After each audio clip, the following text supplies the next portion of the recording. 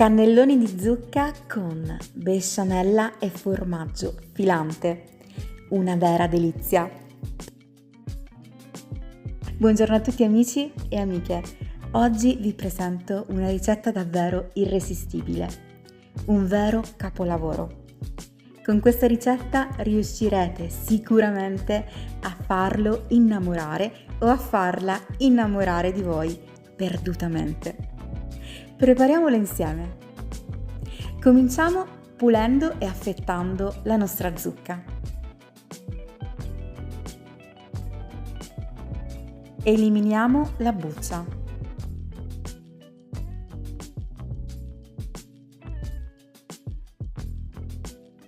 Affettiamo.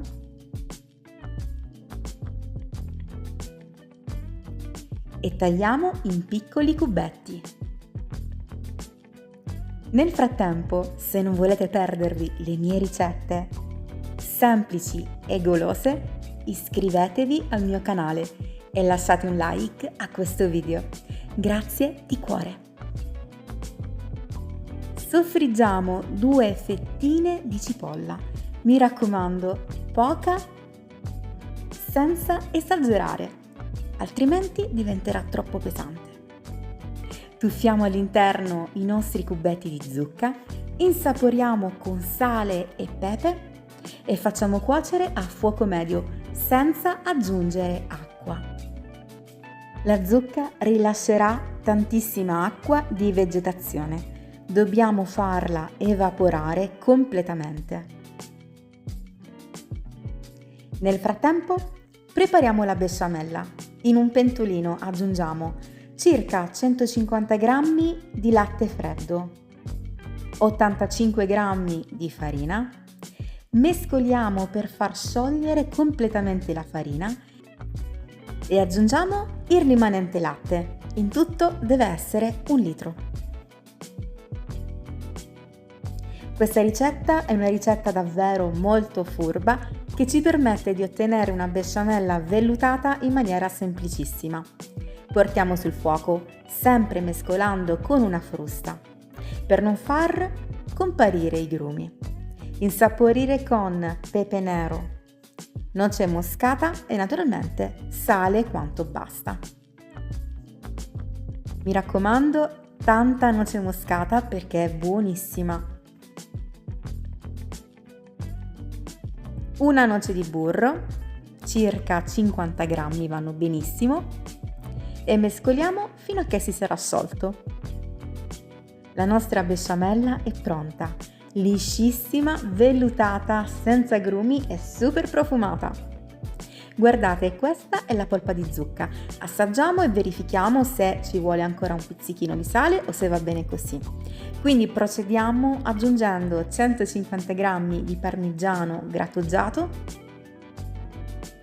mescoliamo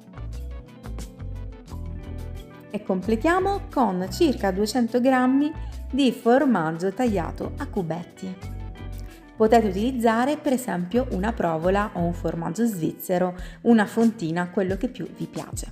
Prendiamo una teglia, facciamo un belletto con la nostra besciamella e poi non ci resta altro che farcire i cannelloni. Per avere un lavoro più pulito possiamo utilizzare una sac à poche come questa. Ci permetterà di fare il nostro lavoro in maniera più scorrevole. Vi ricordo che se vi va potete iscrivervi anche alla mia pagina Instagram, Facebook e TikTok. Vi lascio tutti i link di riferimento giù nel box informazioni, insieme naturalmente alla ricetta scritta. Se provate questa ricetta, fatemi sapere se vi è piaciuta.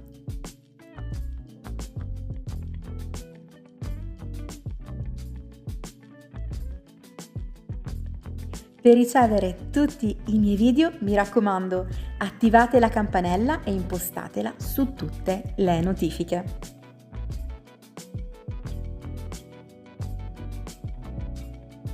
Versiamo un po' di besciamella sui nostri cannelloni. Un po' di polpa di zucca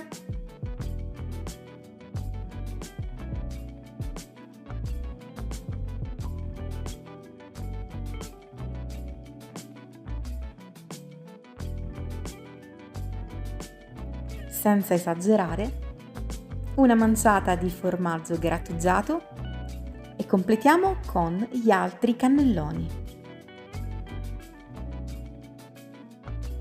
Attenzione a non farcirli troppo. Versiamo la besciamella rimanente sui cannelloni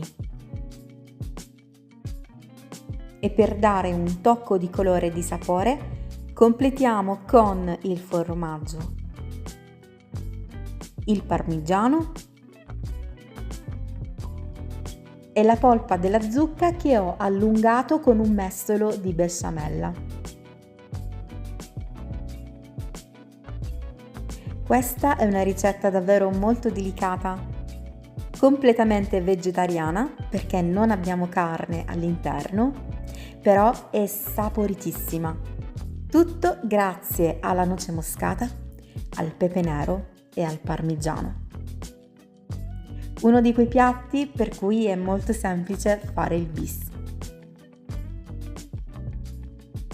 Infornare in forno statico preriscaldato a 220 gradi circa.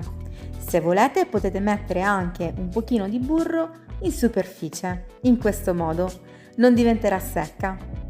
E quando sarà così bella dorata possiamo sfornarla. Servire subito, mi raccomando. Guardate come fila. C'è un profumino in cucina irresistibile. Vi do anche un piccolo suggerimento. Se volete, potete lasciare raffreddare completamente questo piatto, coprirlo con pellicola alimentare e congelare. Utilizzare quando necessario. Io spesso faccio così quando magari per esempio, so che ci sarà una festa, qualcosa e non ho tempo di cucinare, preparo tutto in anticipo e poi basterà tirar fuori la sera prima, lasciare scongelare e al momento si andrà naturalmente a riscaldare in forno. Io spero che questa ricetta vi sia piaciuta. Mi raccomando, supportate il canale lasciando un like, commentando e condividendo con i vostri amici. Io vi mando un bacione, un abbraccio e ci vediamo presto con un nuovo video ricetta. Ciao a tutti e buona serata!